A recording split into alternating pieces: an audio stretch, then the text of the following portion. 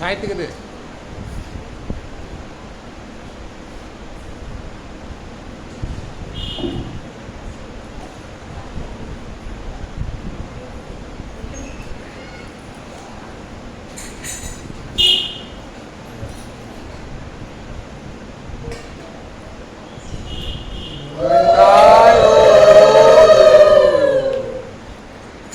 कृष्ण कृष्ण हरे हरे हरे राम राम राम हरे हरे। श्री गुरु ब्रह्मानंद सुतनाथ निकाय गौर हरि बोल।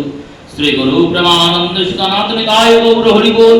श्री गुरु ब्रह्मानंद सुतनाथ निकाय गौर हरि बोल।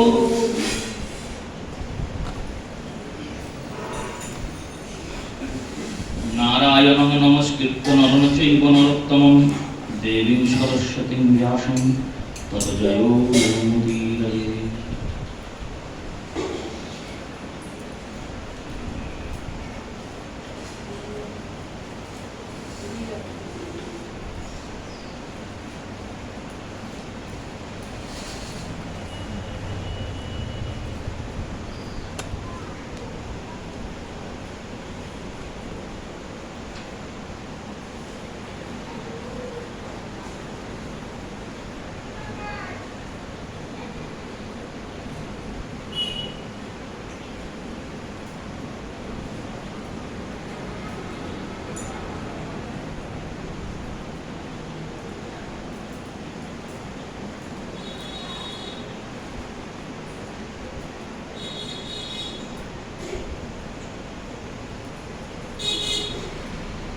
শ্রী শ্রী গৌর গোবিন্দ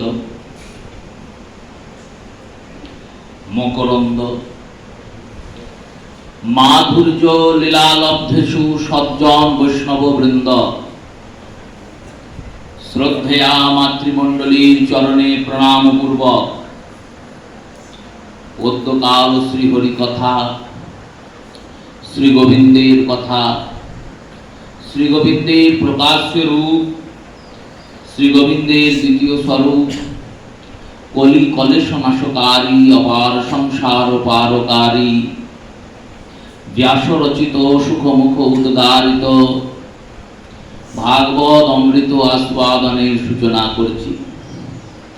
পদ্মকাল বিষয় কলিপাবন অবতার, রাধা কৃষ্ণ মিলিত তনু, শ্রী শ্রী শ্রীমন মহাপ্রভুর কৃপাধন্য গণ্য শ্রী রূপগোস্বামী পাদ বিরচিত ভক্তি রসামৃত সিন্ধু গ্রন্থের দক্ষিণ লহরীতে আচার্য স্বরূপ শ্রীরূপ গোস্বামী বর্ণনা করছেন। সম্যক মসৃণ স্নাতঃ মমতায় শ্রী সংকিতঃ ভাবো সয়েব সংগন্ত্রা বুদ্ধ্যো প্রেমানিগন্ততে।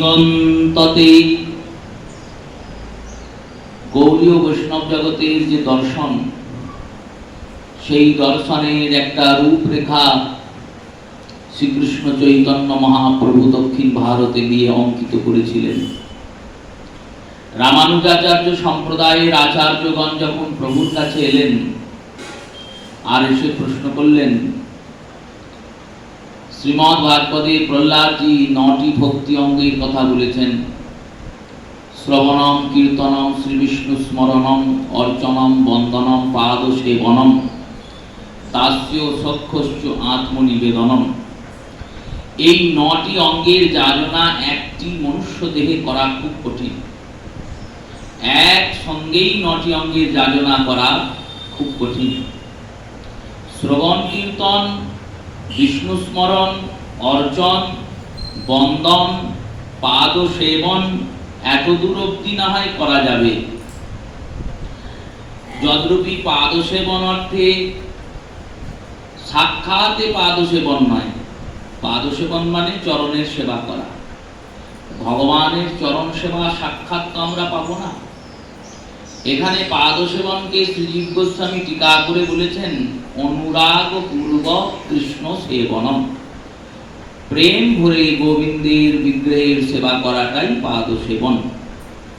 এই শ্রবণ করা, কীর্তন করা, ভগবানকে স্মরণ করা, অর্চনা করা, অর্চনা মানে পূজা, বন্দনা করা মানে ভগবানের স্তুতি গান করা, ভগবানের বিগ্রহের অনুগ্রহ পূর্বক সেবা করা, পাদ সেবনম।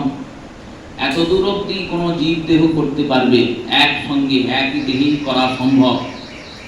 কিন্তু এই তিনটি অঙ্গ, যে তিনটি অঙ্গ সম্পূর্ণ মানসিক, দাস্য সখ্যশ্চ আত্মনিবেদনম।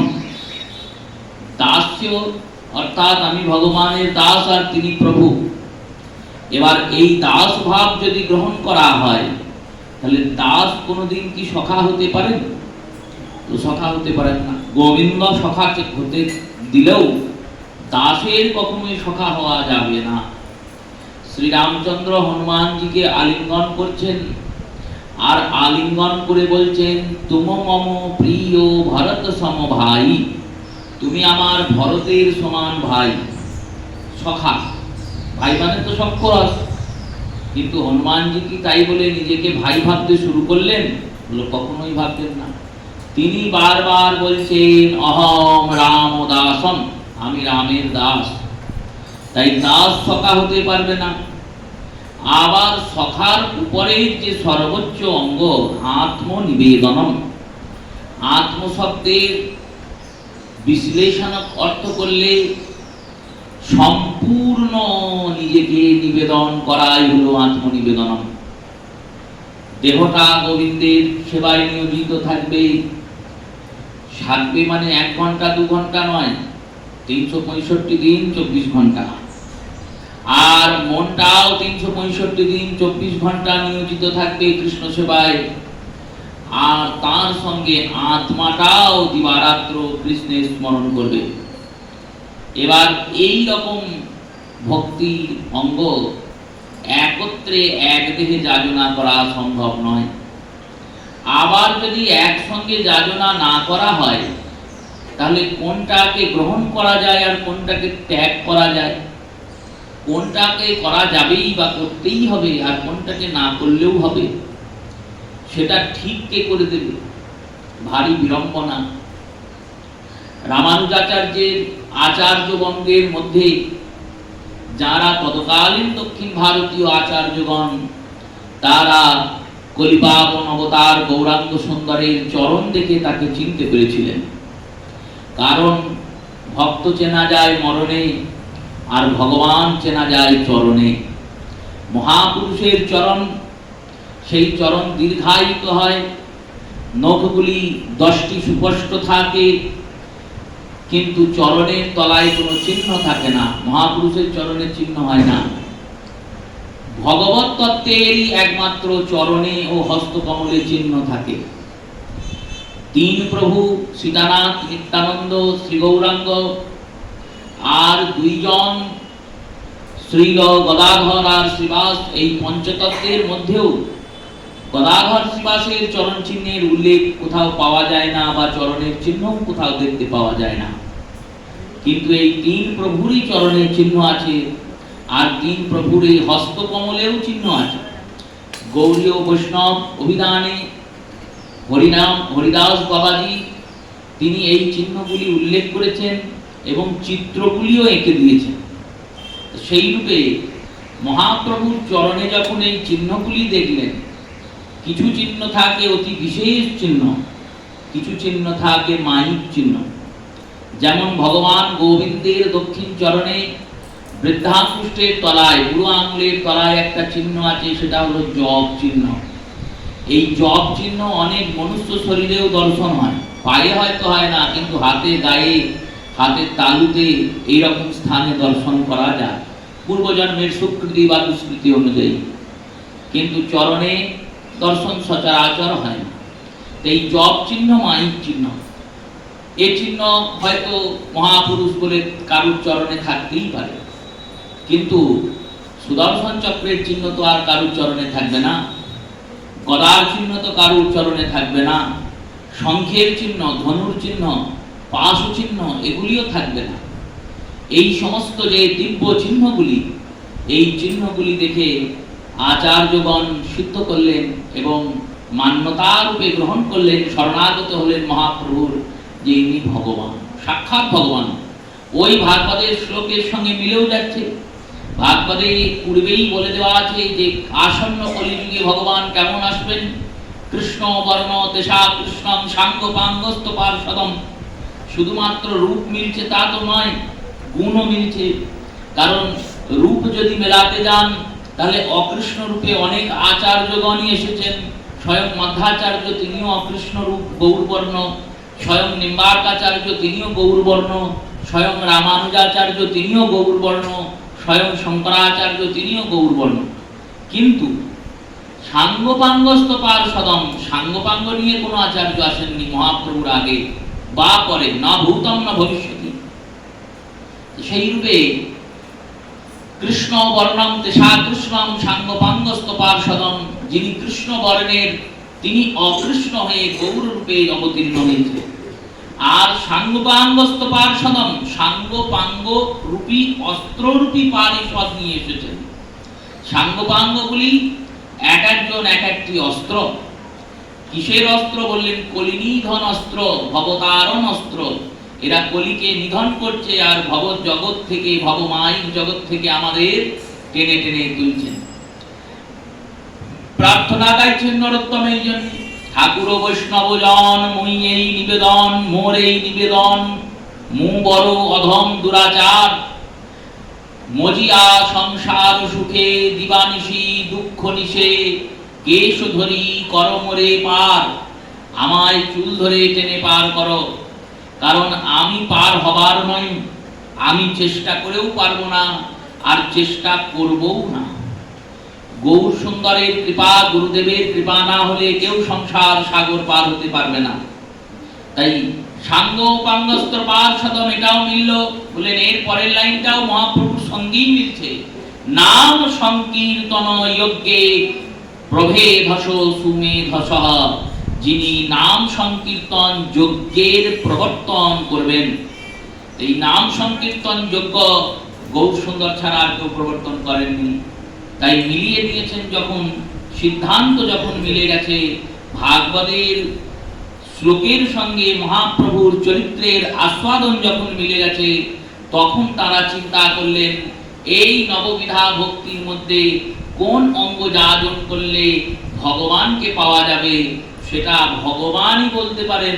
আর সাক্ষাৎ ভগবানকে আমরা যখন গৌর সুন্দরকে সামনে পেয়ে গেছি, তখন অন্য কাকে জিজ্ঞেস করব। তাই প্রভুকে জিজ্ঞাসা করলেন গোদাবরীর তটে আচার্যগণ সবাই। মহাপ্রভুকে বললেন, প্রভু ৯ জন যে ভক্তি, এই ৯টি ভক্তির মধ্যে আমরা কোনটার যাচনা করব, কোনটাকে ধরব, কোনটাকে ছাড়ব? মহাপ্রভু সুন্দর উত্তর দিলেন। এই উত্তরটাই আমাদের গৌরীয় বৈষ্ণব দর্শনের রূপরেখা।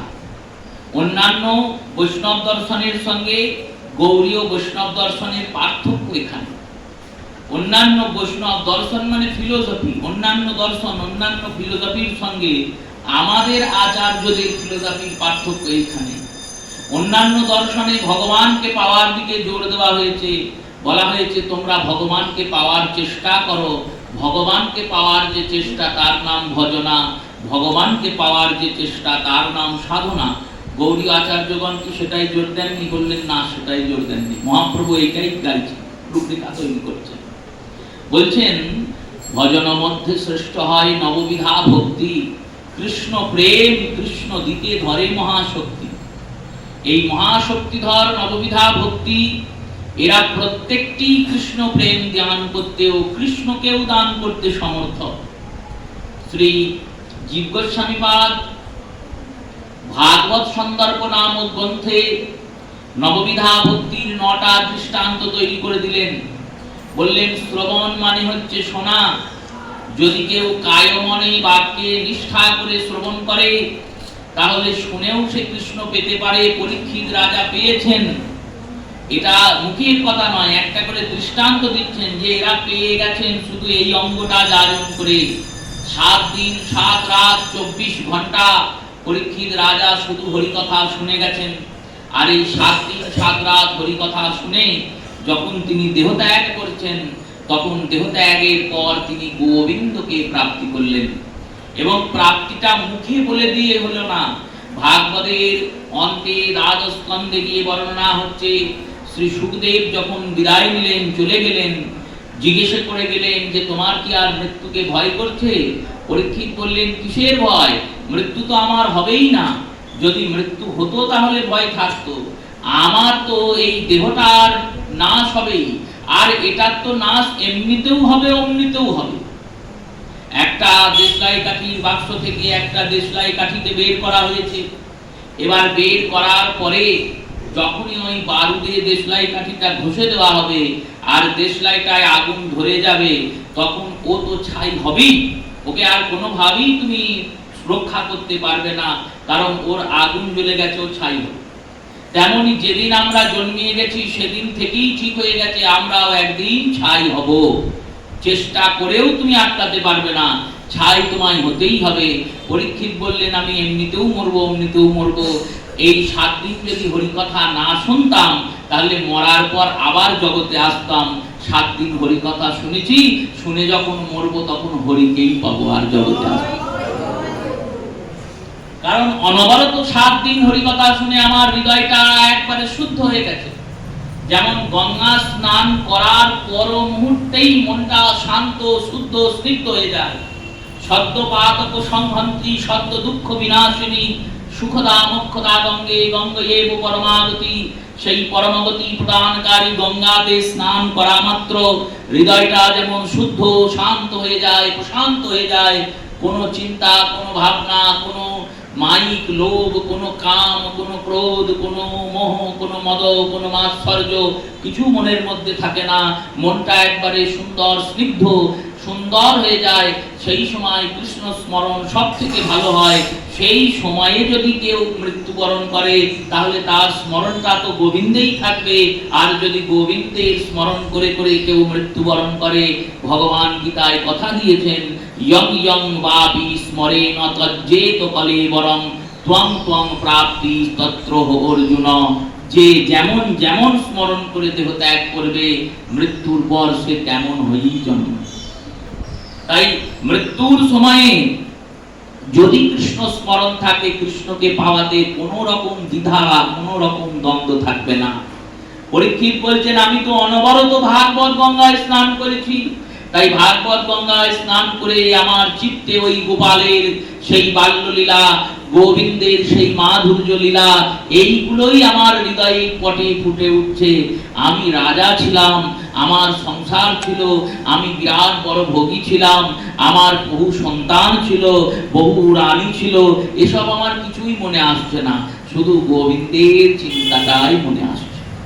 আর এই রকম বলে যখন সুখদেব চলে গেলেন, তক্ষক নাগ এসেছে দংশন করতে। তক্ষকের দংশনের অনেক আগে একটা রথ এলো বৈকুণ্ঠ থেকে।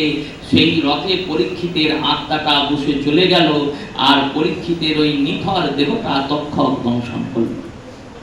এটা ভাগবতের সিদ্ধান্ত। তাই 7 দিন শুনে, শুধু শুনে 24 ঘন্টা 7 দিন অনবরত কৃষ্ণ কথা শুনে গেছে। এই 7 দিন শুনে পরীক্ষিত পেয়েছেন ভগবানকে, আর 7 দিন কীর্তন করে সুখদেব ভগবান পেয়েছেন। শ্রবণশ্চ পরীক্ষিত কীর্তনেশ্চ শুক, বিষ্ণু স্মরণে প্রহ্লাদ। ভগবানের স্মরণ, দিন রাত ভগবানের চিন্তা করা। এবারে স্মরণ 3 প্রকারের হয়। সর্বপ্রথম স্মরণের বিভাগ হচ্ছে 2 প্রকার। একটি বিধিমার্গীয় স্মরণ, একটি রাগমার্গীয় স্মরণ। বিধিমার্গীয় স্মরণ কেমন?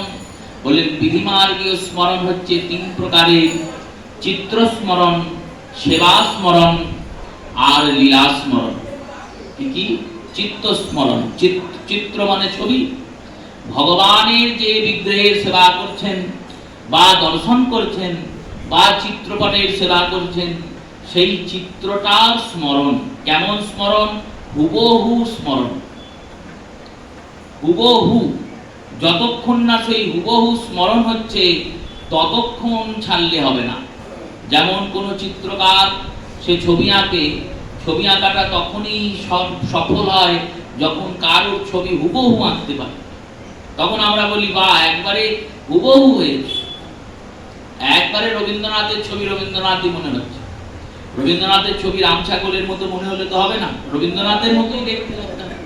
সেই রূপে হুবহু যখন ছবিটা এঁকেছে তখন যেমন তার চিত্র বিদ্যার সফল হয়েছে, তেমনি যেদিনকে স্মরণটা চিত্রটা মনে একবারে হুবহু ফুটে তুলতে পারবেন, সেই দিন আপনার বিধিমার্গের স্মরণের প্রথম অঙ্গ যাজন হবে। এই হলো 1 নম্বর স্মরণ অঙ্গ, চিত্র স্মরণ। দ্বিতীয় স্মরণ বললেন সেবা স্মরণ। সেবা স্মরণ মানে বললেন সকাল বিকাল রাত্রি সন্ধ্যায় যেমন করে কেউ গোবিন্দের সেবা দিচ্ছেন, আপনি অনেক দূরে আছেন, ট্রেনে যাচ্ছেন বৃন্দাবন, প্রভুর সেবার সময় হয়ে গেছে, আপনি ওই সেবার সময় যেটা করতেন সেটাকেই বসে বসে স্মরণ করুন। যা আমি গোপালকে এই সময় স্নান করাতাম, কি গোপালকে এই সময় রাজভোগ দিতাম, কি গোপালকে এই সময় স্বয়ং দিতাম, গোপালকে এই সময় পোশাক পরাতাম, যেমন যেমন স্মরণ আপনি যেমন যেমন সেবা করেন বা সেবা দেখেছেন সেই অনুযায়ী স্মরণ। আর তৃতীয় স্মরণ হলো লীলা স্মরণ। ভগবানের যে লীলাগুলি শ্রবণ করা হয়েছে, অধ্যয়ন করা হয়েছে, সেই লীলাগুলি স্মরণ করা। এটি হলো বিধিমার্গীয় স্মরণ লীলা। এই বিধিমার্গীয় স্মরণে ধ্রুব ওই উচ্চ স্তরে লীলা স্মরণ বা সেবা স্মরণ কিন্তু করেননি, উনি শুধু চিত্র স্মরণ করেছেন।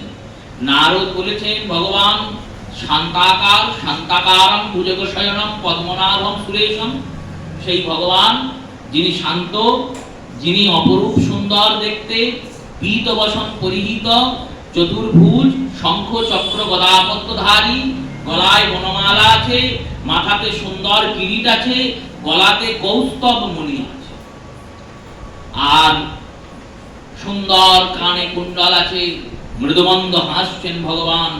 এই রকম যে ভগবানের চিত্রটা ধ্রুবকে শুনিয়েছেন, ধ্রুব দিন রাত ওই চিত্রের স্মরণ করেন। এই চিত্রে স্মরণ করতে করতে কি হয়েছে দেখুন, চিত্রে স্মরণ প্রহ্লাদজি করছেন, বিষ্ণু স্মরণে প্রহ্লাদ, বিষ্ণু স্মরণ ধ্রুব করছেন। ধ্রুবের চিত্রের স্মরণে কি হয়েছে, গুরুদেব নারদ যেমন চিত্র স্মরণ করিয়েছে, স্মরণ করতে করতে আর ওই নমো ভগবতে বাসুদেবায় জপ করতে করতে 5 মাসের মধ্যে ভগবানের হুবহু ছবিটা হৃদয়ে এঁকে গিয়েছে। আর এমন এঁকে গিয়েছে স্বয়ং ভগবান গোবিন্দ এসে দাঁড়িয়ে আছেন সামনে, আর ধ্রুব তপস্যা করেই যাচ্ছে। ভগবান দেখছেন কি ব্যাপার হলো, আমি এলাম একে দর্শন দিতে, আর এই বেটা আমার দিকে তাকায় না। ভালো করে গবেষণা করলেন, তদন্ত করলেন, কেন এরকম করছে। যদি কারোর ঘরে খাবার থাকে সে কি কারোর ঘরে খাবার চাইতে যাবে? যে গোবিন্দের লোভ, গোবিন্দের দর্শনের লোভে তপস্যা করছে, সে যদি নিজ অন্তঃকরণেই গোবিন্দের দর্শন পেয়ে যায়, তাহলে বাইরে তাকাবে কেন? চোখ বুঝলে ভিতরে যদি আমি গোবিন্দ দেখতে পাই, তাহলে বাইরে তাকানোর দরকার কি আছে? ধ্রুব তো চোখ বুঝে ভগবানের সেই রূপ দর্শন করছেন। আর ভগবানের রূপটা কেমন জানেন? ভগবানের রূপটা হচ্ছে অনন্ত অপরিসীম রূপ। দৃষ্টান্ত দিয়ে বোঝাচ্ছেন মহাজনগণ, বললেন পুরীতে অনেকে যায় সন্ধ্যাবেলায় গিয়ে বালুকাচরে বসে, আর সমুদ্রের ঢেউ আসে একটা করে, আর ঢেউ গুনতে গুনতে 2 ঘন্টা 3 ঘন্টা পার হয়ে যায়, কিছুই নেই। ঢেউ আসার আসবেই, ও সারাদিন আসবে, সারাদিন যাবে, কিন্তু মানুষের মনে হয় আহা এই ঢেউটা আসছে, এর থেকে পরের ঢেউটা একটু বড় আসবে। এই সামান্য জিনিসটা দেখে আমাদের 2 ঘন্টা সময় পেরিয়ে যায়, আমরা বুঝতে পারি না। এমনই জিনিস এই যে সমুদ্রের এই অলৌকিক চমকতা, এই অলৌকিক চমকতার কোটি কোটি গুণ গোবিন্দের মধ্যে অবস্থিত। ভগবানের রূপটা যখন কেউ দর্শন করে, সেই রূপের মধ্যে যখন ভগবানের অঙ্গ দুটিটা দেখে, অঙ্গ দুটি মানে অঙ্গের থেকে নিষ্কাশিত আলো। ভগবানের অঙ্গে আলো করলে ভগবান আলোকিত হন তা নয়, ভগবানের অঙ্গ থেকে একটা স্বপ্রকাশিত আলো বের হয়। এই আলোর নাম হচ্ছে দুধি। গোপীরা অন্ধকার ঘরে গোপালের জন্য মাখন রেখে দিয়েছে। মা যশোদা বলেছে আমার গোপাল তো গিয়ে মাখন খেয়ে নেয়, তা তোমরা কাজ করবে, অন্ধকার ঘরে গোপালের জন্য মাখন রাখবে, তোমাদের মাখনগুলো অন্ধকার ঘরে রাখবে। তখন তো আর লাইট ছিল না যে জ্বালিয়ে দেবে, সেই মশালের আলো বুঝিয়ে দেবে, নিভিয়ে দেবে। অন্ধকারে গোপাল যেতে ভয় খায়, তা অন্ধকারে যদি মাখন রাখো গোপাল যাবে না, চুরিও করবে না, তোমাদের মাখন সুরক্ষিত থাকবে। গোপী বলছেন সেও করেছিলাম, কিন্তু তাতেও পারিনি। কেন না তোমার গোপাল যেখানে যায় সেখানে গোপালের অঙ্গের থেকে নিঃসৃত আলোতে অন্ধকার দূরে চলে যায়। চরিতামৃতকার বললেন এটা হবেই, কারণ কৃষ্ণ সূর্য সম, মায়া ঘন অন্ধকার, জয়ছে কৃষ্ণ তৈছে নাহি মায়ার অধিকার। যেখানে কৃষ্ণ যায় সূর্য উঠলে যেমন আর অন্ধকার থাকে না, তেমন গোবিন্দ যার হৃদয়ে উদিত হন তার হৃদয়ে আর মায়াও থাকে না। অন্ধকার ঘরে গিয়েও গোপালের অঙ্গের আলোতে আলোকিত সখারা দেখতে পেয়ে যায় কোথায় মাখন আছে। এই ভগবানের অঙ্গ থেকে উত্থিত যে দ্যুতি, সেই দ্যুতির দিকে যদি আমাদের নজর পড়ে, ওই নজর পড়ার পর সারা জীবন তাকিয়ে থাকলেও বুঝতে পারবো না যে জীবনটা পার হয়ে গেল, অথচ গোবিন্দের রূপ দেখে আমি শেষ করতে পারলাম না। এমনই রূপ ভগবানের, অনন্ত অপরিসীম রূপ। সেই অপরিসীম রূপ দর্শন করেছে ধ্রুব, তাই চোখ খুলছে না। ভগবান হরণ করলেন ধ্রুবের চিত্ত থেকে নিজ মূর্তিটা, তখন ধ্রুব চোখ খুলেছে। প্রহ্লাদজি চিত্রের এই চিত্র দর্শন, এই চিত্রের কল্পনা, চিত্রের স্মরণ, দিন রাত নারায়ণের চিত্র দর্শন করেন। প্রহ্লাদজির ক্ষেত্রে আবার উল্টো হয়ে গেল। দেখুন, ধ্রুব চোখ বন্ধ করলে গোবিন্দ দেখতে পায়, আর প্রহ্লাদ চোখ খুললেই দেখতে পায়। প্রহ্লাদের চোখে যেন ভগবানের রূপের একটা চশমা পড়ে গেছে। যেমন কালো চশমা পড়লে গোটা জগৎটাকে কালো দেখায়, প্রহ্লাদের চোখটা কেমন হয়ে গেছে, বলল যাহা যাহা নেত্র পড়ে তাহা তাহা কৃষ্ণ স্ফুরে। যেদিকেই তাকান গোবিন্দকেই দেখতে পান। পিতা এত বকেন, তাও প্রহ্লাদজির কোনো লজ্জা নেই, ভয় নেই, রাগ নেই। কেন বলল, তিনি দেখেন পিতার ভেতরেও গোবিন্দই বসে আছে। তিনি ভাবছেন গোবিন্দই আমাকে বকছেন, হয়তো কিছু ভুল করেছি তাই বকছেন। যে প্রহার করতে যাচ্ছে, মারতে যাচ্ছে, তার ভিতরেও গোবিন্দকেই দেখছে। আর এই দেখতে দেখতে সজীব তত্ত্বের মধ্যে তো দেখছেনই, সজীবের মধ্যে দেখতে দেখতে নির্জীব থাম, তার মধ্যে ভগবানকে দেখছেন। পিতা বলছেন এই থামে ভগবান আছে, তোমার তোমার হরি এই থামে আছে? বললেন অবশ্যই আছে, আমি তো দেখতে পাচ্ছি। এই বিষ্ণু স্মরণে প্রহ্লাদ, বিষ্ণু স্মরণে প্রহ্লাদ। আর বললেন আর দেখো, শ্রবণ কীর্তন বিষ্ণু স্মরণ, অর্চনে, বললেন অর্চনে পৃথুরাজন, পৃথুরাজন অর্চনা করেছেন, ভগবানের পূজা করেছেন। পূজা করলে কি হয়? পূজা শব্দের অর্থ কি? পুনরশ্চ জন্মজায়তে অর্জিত পাপ নাশতে অত পূজাম। পূর্বজন্মের, জন্মজন্মের যে অর্জিত পাপ আছে, যে পাপের জন্য আমরা দুঃখ পেয়ে চলেছি, সেই দুঃখের নাশ হবে কখন? বলল যখন অর্জিত পাপ নাশ হবে। তাই অর্জিত পাপ, পুনর্জন্মের অর্জিত পাপ, পূর্বজন্মের অর্জিত পাপ, এই জন্মের অর্জিত পাপ, যে পদ্ধতি অবলম্বন করলে নাশ হয়, সেই পদ্ধতির নাম হলো পূজা। প্রত্যেক পূজা কি এইটাই নিয়ম, যেন আমার দুঃখ না হয়। এটাই তো আমরা সবাই বলি যে আমার দুঃখ হরণ করো। দুঃখ হরণ হবে কি করে? যেটা করে এসেছি তার জন্য তো দুঃখ পাচ্ছি, সেইটাই নাশ হয়ে যাবে পূজা করলে। এই পৃথুরাজন অর্চনা করেছেন ভগবানের, বারংবার অর্চনা করেছেন, দিন রাত ভগবানের পূজা করে যান। তাই অর্চনেশ্চ পৃথুরাজন, বন্দনেশ্চ ব্রহ্ম, বন্দনায় ব্রহ্মা। ব্রহ্মা যেমন করে স্তুতি করলেন গোবিন্দের, এই রকম স্তুতি আর কেউ করতে পারেন। এত সুন্দর স্তুতি করেছেন ভগবানের, ভগবান অতি প্রসন্ন হয়েছেন। ব্রহ্মস্তুতি ভাগবতের একটা বিরাট অঙ্গ। বন্দনেশ্চ ব্রহ্ম, পাদ সেবনে কমলে। পাদ সেবন মানে চরণের সেবা। ভগবানের চরণের সেবা কে করছেন? বললেন কমলা করছেন। এই মা লক্ষ্মীর মতো চরণ সেবা কেউ করতে পারেনি, তিনি শুধু এইটাই করে যাচ্ছেন সারা জীবন। মা লক্ষ্মী কি করছেন? ভগবানের সেবায়, চরণ সেবায় করে যাচ্ছেন আজীবন, ওইটাই ব্রত না। কেন? বললেন এই চরণ সেবা করেই তিনি গোবিন্দকে পেয়েছেন। পাদ সেবনে কমলে, দাসেশ্চ পবন নন্দন। দাস অনেক আছে, কিন্তু ভগবান রামের দাস, হনুমানজির মতো দাস না ভূতম না ভবিষ্যতি, না আগে হয়েছে না পরে হবে। এমন দাস ভগবানের হৃদয়ে কিছু ভাব উৎপন্ন হওয়ার আগেই হনুমানজি বুঝতে পারেন এটা আমার প্রভুর প্রয়োজন। লক্ষণ করেছেন শক্তিশালী, হনুমানজি সবাই চিন্তা করছেন কি হবে। রামচন্দ্র বিষণ্ণ হয়ে পড়েছেন, বিমর্ষ হয়ে পড়েছেন, ভগবান কাঁদছেন, বলছেন আমি মা সুমিত্রাকে গিয়ে কি জবাব দেবো? আমার ভাইকে আমাকে নিয়ে আসতে বলেছিল, ভাইকে আমার সেবায় দিয়েছেন মা সুমিত্রা, আমি ঘুমিয়েছি ভাই জেগেছিল, আমি খেয়েছি ভাই অনাহারে ছিল, যখন সীতার বিয়োগে আমি ঘুমিতে পড়ে যাচ্ছি তখন লক্ষণ গিয়ে আমায় ধরেছে। এই রকম প্রাণপ্রিয় ভাই সেই লক্ষণ আজকে যখন এই রকম মৃত্যুবরণ করবে, সুমিত্রাকে গিয়ে মা সুমিত্রাকে গিয়ে কি জবাব দেবো আমি? আমি বাড়ির জ্যেষ্ঠ পুত্র পিতার সমান আর কনিষ্ঠ সন্তানের সমান। পিতা থাকতে যদি সন্তানের হানি হয়ে যায় তাহলে আমার এই বীরত্বের কি হবে? কে এই সংকট দূর করবে? সংকট মোচন হনুমানজি তিনি কিন্তু কোনোভাবেই বিষণ্ণ নন। তিনি বুঝছেন প্রভু লীলা করছেন, প্রভু এখন বিপদের মধ্যে পড়ে দেখাচ্ছেন জগৎকে যে বিপদের মধ্যে পড়ে বিপদ থেকে পালিয়ে গেলে হয় না, বিপদের সামনে থেকে বিপদের মাঝে থেকে সমস্যার সমাধানের চেষ্টা করতে হয়। যখন সমস্যা সব থেকে বেশি হয় তখন মাথাটাকে সব থেকে ঠান্ডা রাখতে হয়, এটাই নিয়ম। হনুমানজি মাথা ঠান্ডা করে দাঁড়িয়েছে। বিভীষণকে জিজ্ঞেস করছেন এই কি কোনো উপায় নেই? বিভীষণ বললেন উপায় আছে কি নেই জানি না, তবে লঙ্কায় একজন ডাক্তার আছে, তার নাম হচ্ছে সুসেন বৈদ্য। এই সুসেন বৈদ্যর কাছে সমস্ত ওষুধ জানা আছে, এমন কোনো রোগ নেই যে রোগ সারাতে পারে না।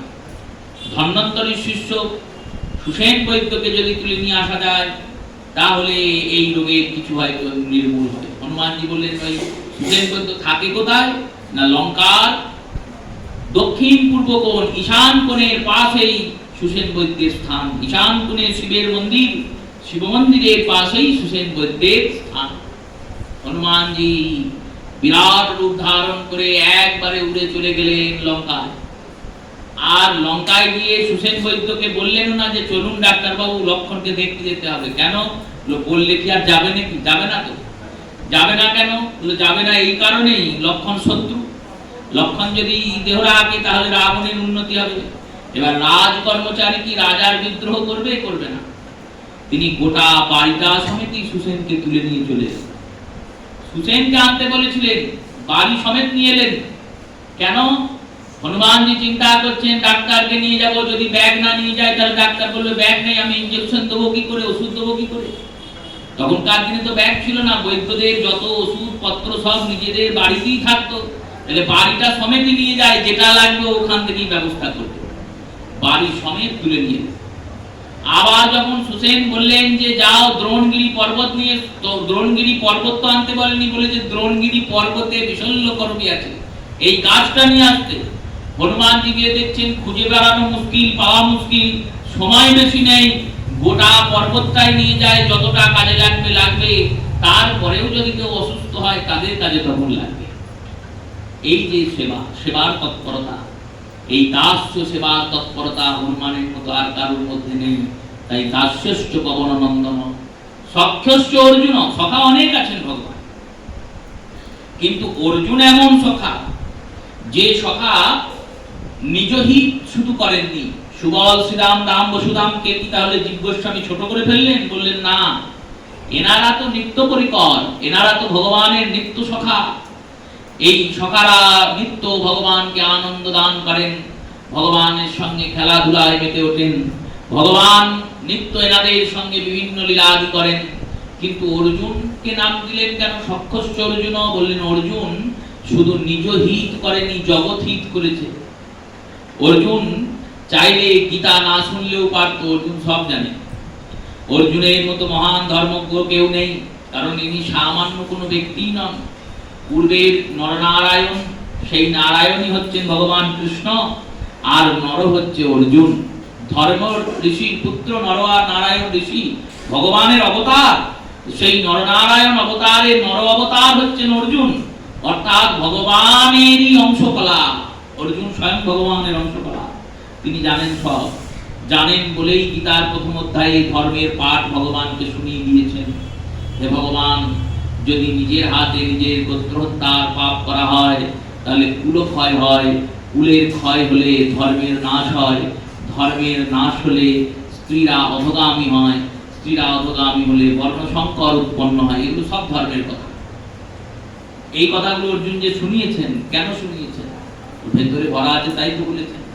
তিনি প্রশ্নটা করছেন কেন? বলল প্রশ্নটা করছেন যাতে ভগবান অর্জুনকে ধমক দিয়ে গোটা জগতের মঙ্গল করে, গোটা জগতের যাতে মঙ্গল হয়, তাই জগৎ মঙ্গল চিন্তা করেছেন বলে অর্জুনকে সক্ষরসের শ্রেষ্ঠ স্থানে বসিয়েছে। আর আত্মনিবেদন তো জগতে এক ভক্তরা ছাড়া অন্য কেউ পারেনি, তাই তাদেরই নাম সেখানে বসবে। আত্মনিবেদনশ্চ ব্রজাঙ্গনা, আত্মনিবেদন একমাত্র ব্রজের স্ত্রীরা করেছেন, আর ব্রজের স্ত্রীরা ছাড়া আর কেউ পারেননি। আর যারা পেরেছেন তারা ব্রজের স্ত্রী ভাব অঙ্গীকার করেছেন বলে হয়েছেন।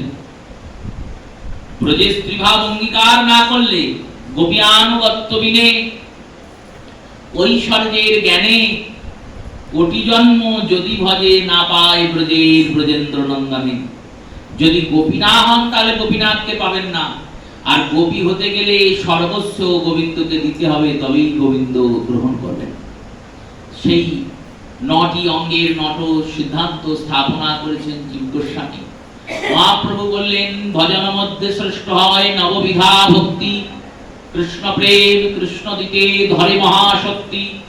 তার মধ্যে শ্রেষ্ঠ যেন নাম সংকীর্তন, নিরপরাধ নাম লও পাবে কৃষ্ণ প্রেম ধন। এই যে পাবে কৃষ্ণ প্রেম ধন, এইটাই হচ্ছে গৌড়ীয় বৈষ্ণবদের দর্শন।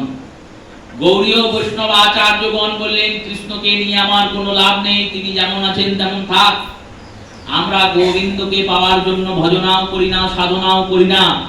তাহলে কি পাওয়ার জন্য ভজনা সাধনা করো? বললেন গোবিন্দকে পাওয়ার জন্য কৃষ্ণ ভজন কৃষ্ণ সাধনা করছি না। হরিদাস ঠাকুর যে নাম জপ করছেন, কেন করছেন? কৃষ্ণকে পাওয়ার জন্য। বললেন না না করছি না। জীব গোস্বামী রূপ গোস্বামী তারা যে দিন রাত তুচ্ছ সাধন করছেন, গোবর্ধনে ঘুরে বেড়াচ্ছেন, পরিক্রমা দিচ্ছেন, এত কষ্ট করছেন, নেড়া মাথা ছেঁড়া কাটা কৌপিন বহির্বাস, এক এক বৃক্ষ তলে করেন এক এক রাত্রিবাস, কবু চানা খান কবু করেন উপবাস, জিজ্ঞাসুলে কহেন মোরা চৈতন্যের দাস। এই যে মহাপ্রভুর দাসত্ব গ্রহণ করে এত কষ্টে জীবন যাপন করছেন, প্রয়োজন আছে কি ওনাদের কষ্ট জীবন যাপন করার? কোনো দরকার নেই। দেখুন, ভজনের যদি প্রতিকূলতা হয় তাহলে কৃষ্ণ ভজনের জন্য কেউ কষ্ট করতে পারে, কিন্তু অনুকূল ভজনকারী ব্যক্তি কেন কষ্ট করবে? আমাদের সংসারে যদি ভজনের রাস্তায় বাধা হয় তাহলে ঝগড়া লাগবে, কলহ হবে। যদি ভজনের রাস্তায় কলহের না জায়গায় থাকে, যে যা তুমি গোবিন্দের নামই তো করছো, তাহলে আবার কি জন্য সে ঝগড়া করতে যাবে? সে যদি ঝগড়া করে তাহলে সে মূর্খ বা কলহ প্রিয়। রূপ গোস্বামী জীব গোস্বামী এনাদের অর্থের কোনো অভাব নেই। অর্থের যখন অভাব নেই, এখনকার দিনে যেমন লোকে বৃন্দাবনে গিয়ে বড় বড় বাংলো কোঠি কিনছে কেন? বললো ভজন করার জন্য। ভজন করার জন্য এই সব গৌরদেশ ছেড়ে বৃন্দাবনে গিয়ে বাংলো কোঠি কিনে ভজন করবে। এখানে বাংলো কোঠি কিনে ভজন হতো না, এখানে থেকে ভজন হতো না, এখানে থেকে টাকা হতো। আনন্দে চাকর বাকর রেখে ভজন করতে পারতেন, তা করেন। আবার দেখুন হুসেন শাহ তিনি বললেন আমি মন্দিরের ব্যবস্থা করে দিলাম, ভোগ ঘর ব্যবস্থা করে দিলাম, ভোগ রাগের ব্যবস্থা করে দিলাম, প্রতিদিন অষ্টকালীন সেবা, সকাল থেকে রাত অবধি তোমরা কৃষ্ণ সেবা করো। চারিদিকে বৃন্দাবনের মতো পরিবেশ যাতে তৈরি হয় তার জন্য 8টা কুণ্ড নির্মাণ করলেন। ললিতা কুণ্ড, বিশাখা কুণ্ড, চম্পাকলতা কুণ্ড, চিত্রা কুণ্ড, এইভাবে 8টা সখীর নাম দিয়ে কুণ্ড। চারিদিকে আমের বাগান, ফুলের বাগান নির্মাণ করে দিলেন, কুঞ্জ নির্মাণ করে দিলেন। হরিণ নিয়ে এসে, ময়ূর নিয়ে এসে ছেড়ে দিলেন যে বৃন্দাবনের পরিবেশ তোমরা এই গৌরবঙ্গে, গৌর দেশে, মালদাতেই উপভোগ করো, আর এখানেই কৃষ্ণ ভজন করো। এত অনুকূল পরিবেশ থাকা সত্ত্বেও, এই অনুকূলতা সত্ত্বেও তারা সব ছেড়ে গিয়ে ওই নেড়া মাথা ছেঁড়া কাঁটা কৌপিন বহির্বাস এই করে করে বেড়াচ্ছেন। তাদের যদি জিজ্ঞাসা করা হয় হ্যাঁ গো তোমরা কৃষ্ণ ভজন করছো কৃষ্ণকে পাওয়ার জন্য, তো বললেন না না তার জন্য করছি না। কেন? বলে কৃষ্ণকে পেলেও হবে, না পেলেও হবে, তাহলে কৃষ্ণের ভজন করছো কেন? অন্যান্য আচার্যদের সঙ্গে গৌরীয় আচার্যদের এখানেই পার্থক্য। অন্যান্য আচার্যরা গোবিন্দকে পাওয়ার জন্য ভজনা করছেন, আর গৌরীয় আচার্যগণ কৃষ্ণ প্রেম পাওয়ার জন্য ভজনা করছেন। মহাপ্রভু বললেন, নিরপরাধ নাম লও, পাবে কৃষ্ণ প্রেম ধন। কৃষ্ণকে পাওয়ার দরকার নেই, তুমি যদি প্রেমটা পেতে পারো তাহলেই দেখবে গোবিন্দ তোমার কাছে চলে আসবেন। এবার কৃষ্ণকে পাওয়া আর প্রেম পাওয়ার পার্থক্য কি জানেন? বললো, কি পার্থক্য? কৃষ্ণকে পাওয়ার হলে তুমি গিয়ে গোবিন্দের কাছে পৌঁছালে, সেখানে গোবিন্দকে তুমি পেলে, গোবিন্দ তোমার হলো, তুমি গোবিন্দের হলে। গোবিন্দ যেদিন ডাকবে সেদিন তুমি যাবে, গোবিন্দ যেদিন বলবে আমার এটা প্রয়োজন সেদিন তুমি নিয়ে গিয়ে সেটা দেবে, এই রকম সম্বন্ধ হবে। আর যার কাছে কৃষ্ণ প্রেম আছে তার কাছে বললো তার আঁচল ধরে গোবিন্দ ঘুরে ঘুরে বেড়াবে, তাকে কোথাও ঘুরতে হয় না। যদি গোবিন্দকে বলে বেরিয়ে যায় এখান থেকে, গোবিন্দ তাও বেরোবে না, এই রকম ব্যাপার। সনাতন গোস্বামী কাছে এসেছেন মদনমোহন, মদনমোহনের জন্য গোস্বামী পাদ আটা ময়দা ভিক্ষা করে নিয়ে এসেছেন। কোন রকমে যমুনার জল দিয়ে থেপাথুপো দিয়ে রুটি করেছেন, ওই দু চারটে ঘুঁটে দিয়ে ঘুঁটের ভিতরে ভরে দিয়ে রুটিটাকে সেঁকেছেন, শুকেছেন, আর সেঁকে শুকে দিয়েছেন মদনমোহনকে। আর মদনমোহনকে দিয়েছেন যখন, মদনমোহন দেখছেন রুটির সঙ্গে না আছে ডাল, না আছে সুজি, না আছে তরকারি, না আছে জল, কিছুই নেই, যমুনার একটু জল আর রুটি দিয়েছেন তুলসী দল দিয়ে। রুটিটাকে বহু কষ্টে গোবিন্দ পেয়েছেন। আর পাওয়ার পর সনাতন গোস্বামীকে বলছেন, বাবা রুটিটা যে দিচ্ছ, রুটিতে একটু নুন তো দিতে পারো, তাহলে তো ভালো লাগে। সনাতন গোস্বামীর মতো যদি কোনো ভক্ত হতো, অন্য কোনো ভক্ত, তিনি ভাবতেন ভগবান নুন চেয়েছেন, তাহলে আমি কালকে অবশ্যই নুন জোগাড় করে দেবো, এটাই তো বলতো। কিন্তু সনাতন গোস্বামী কি বলছেন? বলছেন, দেখো তুমি বড় লোকের ছেলে আর আমি ভিখারি, আমি এখানে এসেছি কৃষ্ণ ভজন করতে। হ্যাঁ গো, কে চাইছে? কৃষ্ণই তো চাইছে, তুমি যার ভজন করতে এসছো সেই তো চাইছে। বলে সে চাইলে চাইলো, তাতে আমার কি? তুমি বড় লোকের ছেলে, আমি ভিখারি। তুমি আজ নুন চাইছো, কাল পোশাক চাইবে, পরশু সিংহাসন লাগবে, তরশু তোমার মন্দির লাগবে, ওসব আমি জোগাড় করতে পারবো না। যদি নুন জোগাড় করতে হয় নিজে গিয়ে জোগাড় করে নিয়ে এসো, নিজে গিয়ে জোগাড় করে নিয়ে এসো। গোবিন্দ দেখলেন এ ভারী তো ভক্ত, এ ভক্তের সঙ্গে কি করে আমি কি করব? জাহাজ আসছে, নুনের জাহাজ আটকে গিয়েছে যমুনায়।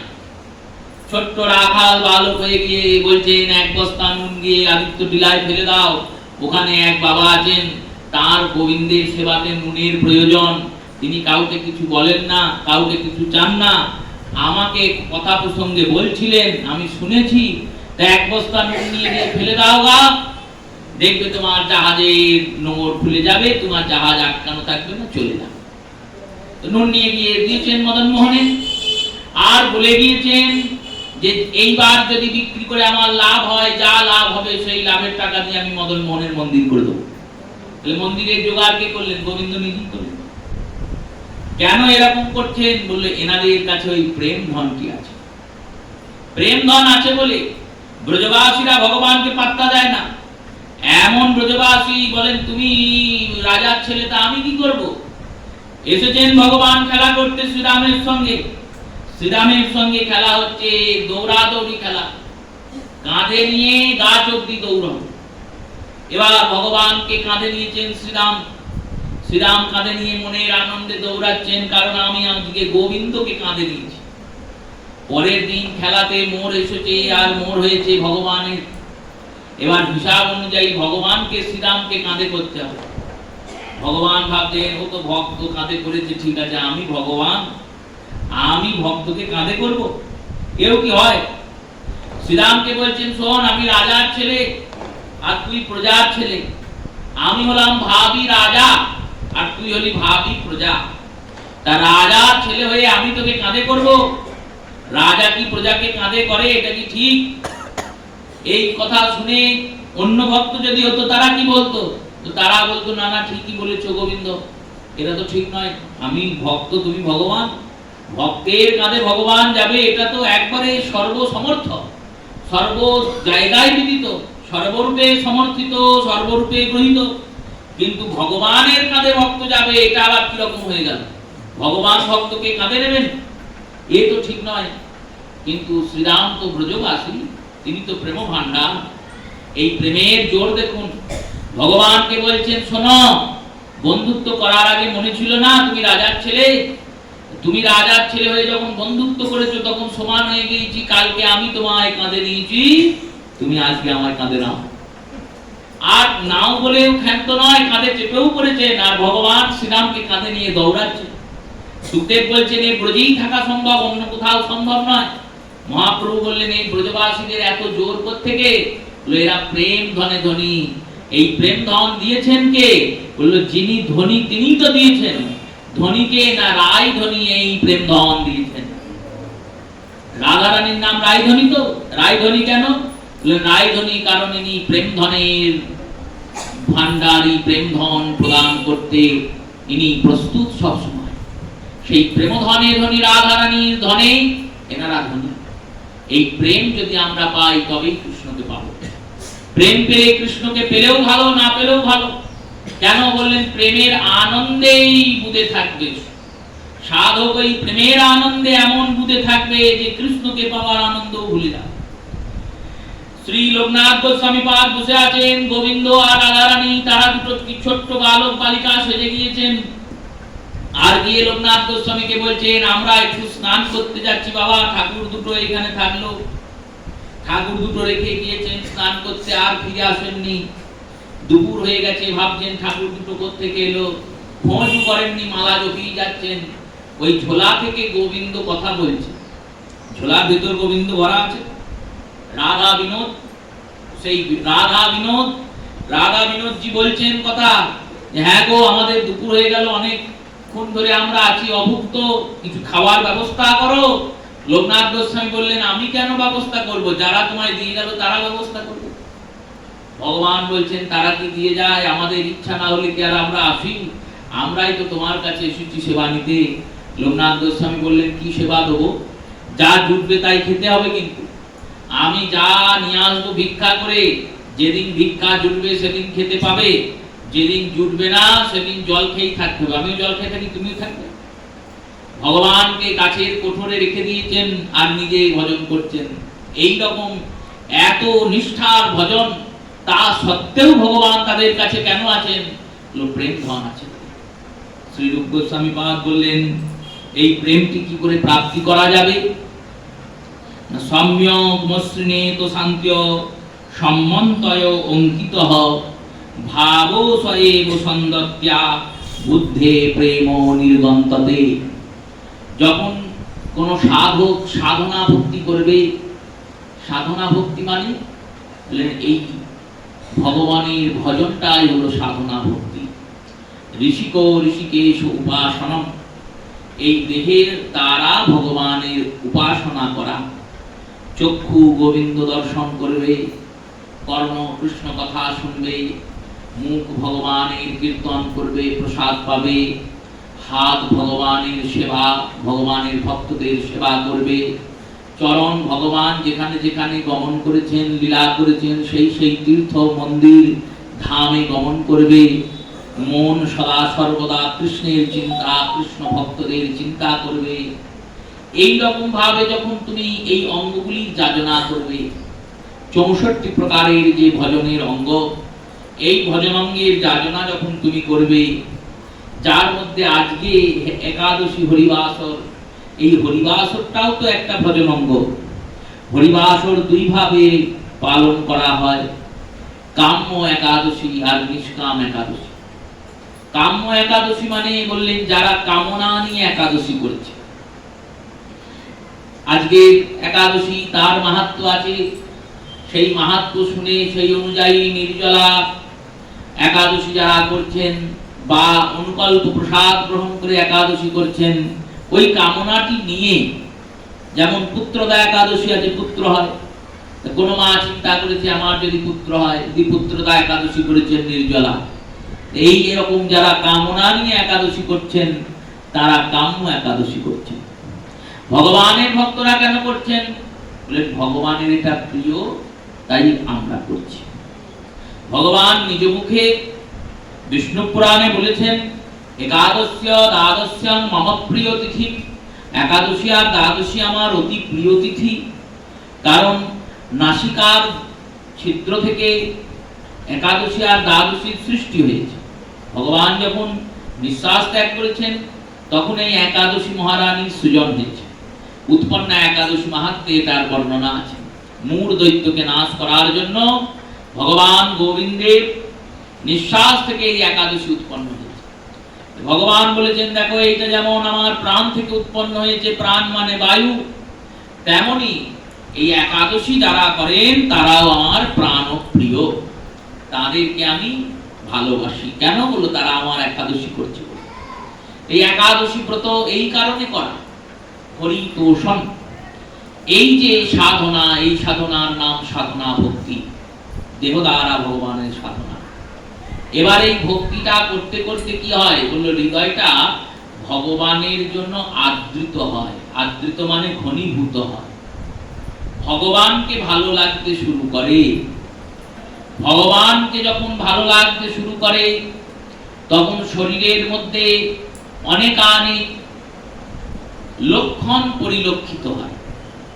এই লক্ষণগুলি হচ্ছে পরিণাম বা ফল। ভগবানের ভক্তিতে আপনি এগুচ্ছেন না পিছুচ্ছেন। নরোত্তম বললেন, লক্ষণগুলো কেমন জানেন? গুলো কেমন না, গৌরাঙ্গ বলিতে হবে পুলক শরীর, হরি হরি বলে কবে নয়নে বহিবে নীল। এই হলো লক্ষণ। ভগবানের নাম যেই না করেছেন অমনি অঙ্গে পুলক জেগেছে। পুলক জিনিসটা কি? পুলকের ব্যাখ্যা করছেন উজ্জ্বল নীলমণিতে রূপ গোস্বামী। বললেন, কারো কোনো আত্মীয় বহুদিন যাবৎ বিদেশে থাকে, এবার সেই আত্মীয় খবর পাঠিয়েছেন যে আমি অতি শীঘ্রই তোমার কাছে আসছি। এই আসছি, আসেনি এখনো, আসছি, এই আসছিটা শোনা মাত্র হৃদয়টা আনন্দিত হয়ে গেল। আর শরীরের মধ্যে একটা আলাদা আনন্দের প্রভাব পরিদর্শিত হলো, যে প্রভাবটি রোমকূপে গিয়ে দর্শন হয়। রোমগুলি একবারে উন্নত হয়ে যায়, খাড়া হয়ে যায়। এই যে দশা, এই দশার নাম হলো পুলক। আনন্দের অধিক মাত্রা, সামান্য আনন্দে এটা হবে না। আপনি একটা রসগোল্লা খেলেন, শরীরে পুলক জাগবে না, তাহলে সবসময় পুলক জাগবে। যদি জাগে তাহলে তার রোগ হয়েছে। শরীরে পুলক জাগবে কখন বললো? আনন্দের যখন অধিক মাত্রা আসবে তখন শরীরটা পুলকিত হবে। তেমনি ভগবানের ভজনা করতে করতে, ভগবত চিন্তন করতে করতে গৌরাঙ্গ বললেই যদি হৃদয়ে পুলকিত হয় আর শরীরে রোমকূপ খাড়া হয়ে যায়, জানবেন কৃষ্ণ ভজনে অগ্রসর হচ্ছে। এই যে দশাগুলি, এই দশাগুলির নাম হচ্ছে ভাব। ভক্তি থেকে ভাব হলো। আর ভাব যখন আরো গাঢ়ভূত হয় তখন হৃদয়ের মধ্যে যে পরিদর্শিত হয়, হৃদয়ের মধ্যে যার আগমন হয় তার নাম হলো প্রেম। এবার এই প্রেমটা অনেক উঁচু জায়গার জিনিস, সামান্য জিনিস নয়।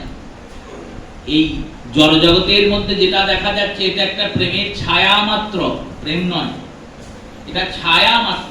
যেমন জলে ছায়া পড়ে সূর্যের, তেমনি ওই পরমার্থিক প্রেমের ছায়া মাত্র হচ্ছে জাগতিক প্রেম। কারণ জাগতিক প্রেম স্বার্থের প্রেম, আর ভগবানের প্রেমটা কেমন? নিঃস্বার্থের প্রেম। ভক্ত যে ভগবানকে ডাকছেন তিনি কি নিশ্চিত করে বলতে পারবেন যে এই জন্মেই আমি ভগবানকে পাবো? পারবেন না। কিন্তু তাও ডেকে যাচ্ছেন। কেন? বললেন, আমি তো ডেকে যাই, যদি পাই তাও ডাকবো, যদি না পাই তাও ডাকবো। এই যে নিঃস্বার্থতা, আত্মেন্দ্রিয় প্রতিবাঞ্ছা তারে কয় কাম, কৃষ্ণেন্দ্রিয় প্রতিবাঞ্ছা ধরে প্রেম নাম। প্রেমটা সব সময় কৃষ্ণের ইন্দ্রিয় সুখের চিন্তন করেই হবে। কৃষ্ণের ইন্দ্রিয় সুখের চিন্তন মানে বললেন ভগবানকে শৃঙ্গার করছে, কেউ সাজাচ্ছে, সেই সাজানোর সময় চিন্তা করতে হবে ভগবানকে সাজাচ্ছি কেন? ভগবানকে ভালো লাগবে বলে, ভগবানকে সুন্দর দেখতে লাগবে বলে, যদি এটা ভাবেন তাহলে ভালো করে চিন্তা করবেন, ভগবান কি আমার মতো কুৎসিত যে ভগবানকে সুন্দর দেখতে লাগবে? যিনি সর্বাঙ্গ সুন্দর, সব সময় যার সুন্দরতা, সেই সব সময়ের সুন্দর সুন্দরতা যুক্ত গোবিন্দ, তাকে আবার কি সুন্দর করবেন? সাজানো প্রয়োজন কেন? সাজাচ্ছি একটাই কারণে, ভক্তরা এসে যখন গোবিন্দকে দেখবে তখন গোবিন্দেরও আনন্দ হবে আর ভক্তদেরও আনন্দ হবে। এই কারণে সাজাচ্ছি। ভগবানকে সাজানোর সময় চিন্তা করতে হবে যে কাল অনুযায়ী শৃঙ্গার। শীতকালের শৃঙ্গার যেমন, বর্ষাকালের শৃঙ্গার, গ্রীষ্মকালের শৃঙ্গার, শরৎকালের শৃঙ্গার। শৃঙ্গারটা কেমন হবে বললো? কাল অনুযায়ী। উৎসবাদির ক্ষেত্রে আলাদা, যেমন প্রত্যেকে আমরা সারা বছর যে জামা কাপড় পরি, উৎসবে কি সেই জামা কাপড় পরি না? উৎসবের ক্ষেত্রটা আলাদা। কিন্তু উৎসবটা তো প্রতিদিন নয়। খুব গরম পড়ে গেছে, আর সেই গরমে আপনি মোটা মোটা সোয়েটার পরিয়ে দিলেন গোপালকে, গোপালের ভালো লাগবে? সেই রূপে ইন্দ্রিয়ের সুখচিন্তন কার? আমার নয়, ভগবানের। ভগবান সুখী থাকবে কিসের? গোপীরা এই রূপে সাজায়, গোপীরা এই রূপে চিন্তা করে যে কৃষ্ণের কিছু সুখ হবে। মহাপ্রভুর পার্ষদরা এই রূপে গৌর সেবা করেছেন। চৈতামৃতের উল্লেখ হয়েছে এই কারণেই। শীতের রাত্রি মহাপ্রভুর ঠান্ডা পাষাণের মেঝে, পাথরের মেঝে। গম্ভীরার মেঝেটা তো পাথরের, চিরকালের, আজকের নয়।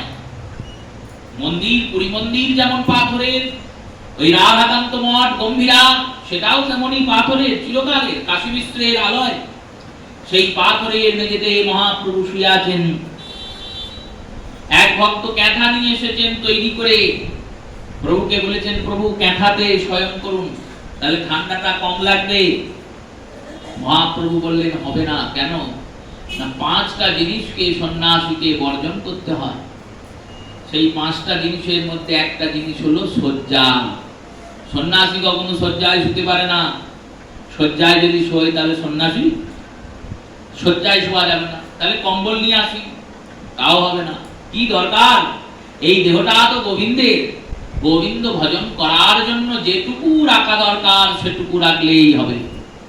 সেই মহাপ্রভুর এই রকম নিষ্ঠা আর ভক্তদের এই রকম চিন্তা, দুইয়ের কিছুতেই মিল হচ্ছে না। সনাতন গোস্বামী চিন্তা করলেন আমি একটা মিল করব। কি করলেন? কলার পাতা কাটলেন, আর কলার পাতা ছেদন করে সেই কলার পাতার যে শীষগুলো আছে সেই শীষগুলিকে দিয়ে সুনিপুণ ভাবে কলার পাতা দিয়ে একটা ক্যাঁথা তৈরি করলেন। এবার ওই ক্যাঁথাটা নিয়ে গিয়ে প্রভুকে দিলেন। প্রভু বললেন গ্রহণ করা যাবে না। কেন প্রভু? না, এটা তো ক্যাঁথা। বললেন না, ক্যাঁথা নয়, এটা তো কলার পাতা। কলার পাতা গ্রহণে তো কোনো নিষেধ নাই। কলার পাতার ক্যাঁথা করে দিয়ে প্রভুকে শোয়াচ্ছে।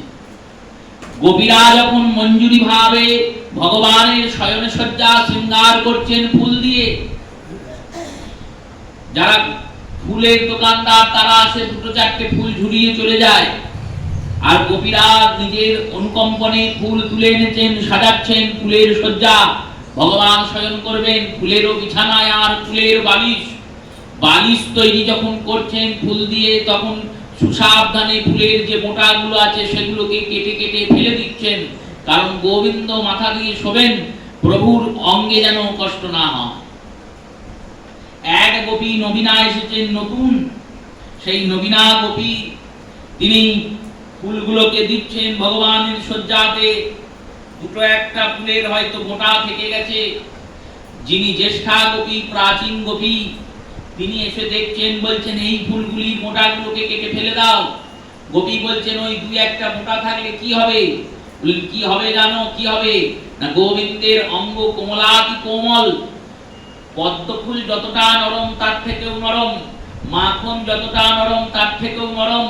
তার প্রমাণ কি জানো? বললেন কি প্রমাণ? না, ভগবান যখন এই ফুলের পাপড়ি দেওয়া বিছানায় শয়ন করেন, আর যখন এপাশ থেকে ওপাশ ফেরেন, তখন পাপড়ির দাগ গোবিন্দের অঙ্গে হয়ে যায়।